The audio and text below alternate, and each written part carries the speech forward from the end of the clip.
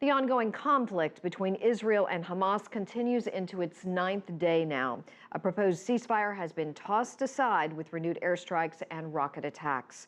CCTV's Stephanie Freed is joining us live now from Tel Aviv with more. And Stephanie, the ongoing air raids are a constant threat, obviously, from each side. What are you seeing there today right on the ground? Well, we spent several hours today on a hilltop basically overlooking Gaza. We could see right into Gaza, which meant that we could also see what was happening there in terms of the airstrikes. We could hear the airstrikes, and we could also see rockets being fired from Gaza into Israel.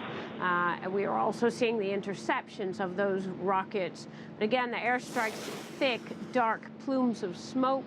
And that was ongoing. It wasn't just an occasional thing. These were airstrikes that were happening throughout every hour of the hours that we were there, as well as the rockets. So it looks like both sides still have quite a bit of stamina, and any idea of a ceasefire that was in the works, at least yesterday, is no longer right now. And essentially that's the situation. Continued to be more dead and injured in Gaza as this situation continues. The first Israeli was killed yesterday in a mortar fire that came out of Gaza. And again, this goes on back and forth with the airstrikes versus the rocket launches. Susan? Stephanie, what are you hearing about the Israeli army calling up reservists in preparation for some sort of ground offensive? Well, the word is that there's approval for 8,000 more reservists to be called up. That's in addition to the government approval for 40,000 currently that's in place to be called up. The implication would mean that perhaps there would be a ground incursion, because one would think that if there are more soldiers being called up, that means more movement and more active movement, perhaps on the ground into Gaza.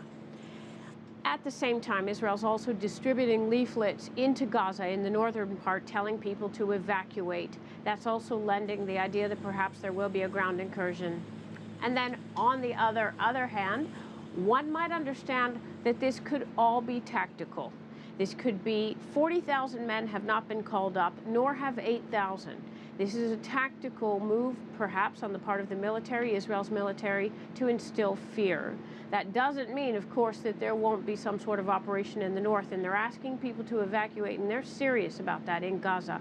But it could be a measure to instill fear, because we're getting word here at the same time that there may be a brief 6-hour ceasefire tomorrow with Gaza to allow humanitarian aid into the Strip. Susan? Stephanie Freed, thank you so much for your updates. We really appreciate it. We'll see you a little bit later, joining us live from Tel Aviv.